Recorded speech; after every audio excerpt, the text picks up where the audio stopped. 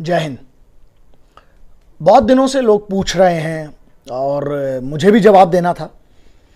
उसमें से एक चीज़ ये है कि चाइना का जो हम लोग इतना बड़ी जो बात कर रहे हैं, बहुत सारे लोग हैं अपने देश में जो आपको बहुत सारी अलग अलग चीज़ें बता सकते हैं। मैं तो कहता हूँ मुझे तो 1% भी नॉलेज नहीं है। ऐसे हज़ारों लाखों ज्ञानी लोग हैं जो दिल्ली या मुंबई में बैठ के ये बता देते हैं कि हिंदुस्तानी फ़ौज को क्या करना चाहिए। तो मैं नहीं समझ में आया कौन सा गुड़ खाते हैं और कौन सा चमनप्राश है इनके अंदर, वो मुझे नहीं पता। तो मैं ये कहता हूँ सिर्फ कि यार देखिए, ऐसा है, फ़ौज इतने साल से अपना काम करते आई है, आर्म्ड फोर्सेस हैं यार, they are train to kill. और आप कौन बात कर रहा है? हाँ, थोड़ा देखिए, मोरल डाउन होता है यार फोर्सेस का। बहुत शांति से मैं वही समझा रहा हूँ। देखो, मैं आपको ना मैकमोहन लाइन से पकड़ूंगा और मैं आप 1854 से लेकर 1854 से लेकर अभी तक की पूरी डिटेल बता सकता हूं। तिब्बत का कितना किलोमीटर के कहां से क्या एरिया, एलएसी कितनी है, एलओसी कितनी है, एलसी में और एलओसी में और एलएसी में क्या फर्क है, एक एक घंटे दो घंटे आप जो बोलोगे मैं डिटेल कर दूंगा, बोलता रहूंगा उसमें। आपको मैटर यहां वो नहीं है, मोरल लेवल पर या हम लोग एक देश के स्तर पर। आप ये सोचिए ना कि हम देश के स्तर पर हम एक नागरिक के तौर पर क्या कर सकते हैं। मुझे थोड़ा उन लोगों से तकलीफ है और हमेशा रहेगी। देखिए, आप क्या करना चाह रहे हैं? आप मतलब यहां पर बैठकर आप मतलब जो वहां पर आर्मी कमांडर्स हैं, जो सेनाओं के अध्यक्ष हैं, एक सीडीएस साहब बैठे हुए हैं, आप उनको बता रहे हैं। थोड़ा दुख लगता है।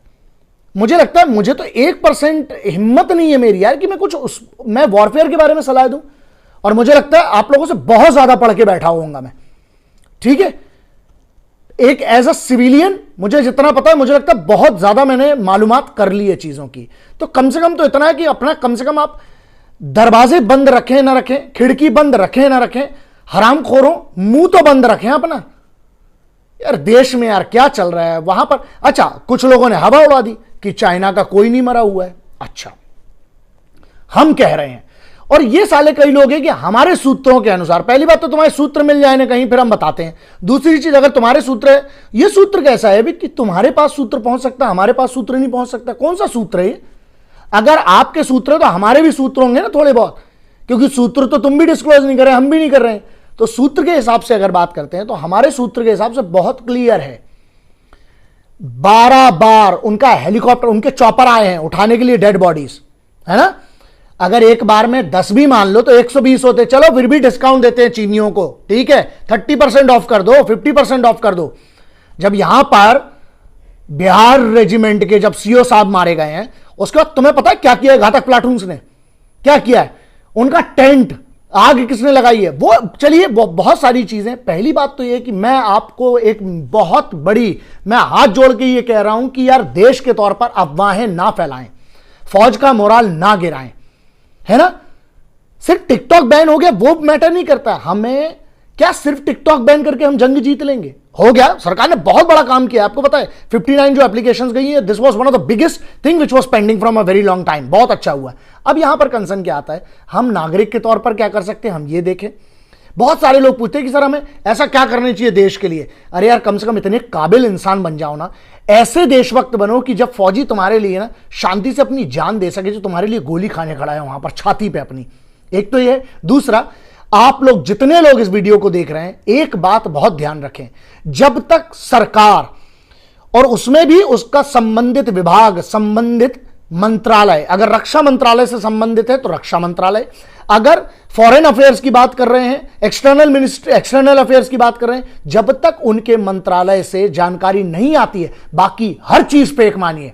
ये व्हाट्सएप पे आप गलत चीजें पढ़ते फिर आप फॉरवर्ड करते हैं, मत करिए, क्राइम है एक तो। दूसरी चीज ये है, अच्छा चल रहा है देश अपना, अंदर से हम शांति रखते हैं, अपने फौज को भरोसा दिलवाते हैं कि हम आपके साथ हैं, हम सब मिलकर आपके साथ हैं। हम लोग आपके साथ हथियार नहीं उठा सकते, लेकिन जो जो हमसे हो सकता है हम वो करेंगे देश के, एक देश को इकट्ठा मिलकर।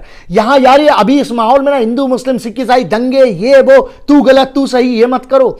यहां पर कुछ लोग कोरोना पे करते हैं कि वो ये गलत था वो गलत था। यार मनुष्यत है पूरी दुनिया में, आपको पता है करोड़ों लोग मरे हैं। बात यह है, अगर आपको ज्यादा शक हो ना हिंदुस्तानी फौज के उस ताकत पर, उस सम्मान पर, स्वाभिमान पर, एक सिख बच्चे ने 12-12 रगड़ के मारे हैं। एक सिख की बात कर रहा हूं मैं। ऐसे कितने हमारे बंदे हैं। और मैं कह रहा हूं ये बात, तुम्हारे सूत्र हैं तो हमारे भी है। और सुन लो बे, मैं कह रहा हूं 43 ठीक है सरकार बोल रही है, और वो चाइना कभी नहीं बताएगा। उनका मेथड ऑफ डिसीट एक रूल होता है उनका, आज से नहीं। जो उनके वॉरफेयर, जो उनके बाप है ना, जो राजा लोग लड़ते थे तब से। एक बात क्लियर समझ लें आप, मैं कह रहा हूं 100 मरे, अब मेरे को गलत प्रूव करो। 100 मरे हैं, मतलब वाह, आप उनको ज्यादा हाईलाइट करते हैं उन लोगों को जो फौज के बारे में गलत बोलता है। इसके लिए जिम्मेदार कौन है, कभी सोचा दोस्त? हिंदू मुस्लिम फौज के ऊपर आरोप, हिंदू मुस्लिम के दंगे, फौज के ऊपर आरोप, ये दो एक ऐसी चीजें जिसमें आदमी रातों रात हीरो बन जाता है। कई भांड इस देश में, कई हरामखोर जो हैं वो बड़े बड़े सेलिब्रिटी बन गए, आगे चल के पता चला वो सांसद बन के तुम्हारी खोपड़ी पे बैठेंगे। यार दोस्त, दो चीजों का तो हक अदा करो यार। एक, जो तुम्हारे लिए लड़ रहा है बगैर तुम्हें जाते, वो हिंदू मुस्लिम सिख ईसाई नहीं जानता, वो तुम्हारी जात पात नहीं जानता, तुम्हारा राज्य नहीं जानता, लेकिन तुम्हारे लिए वो लड़ रहा है वहां पर। क्यों?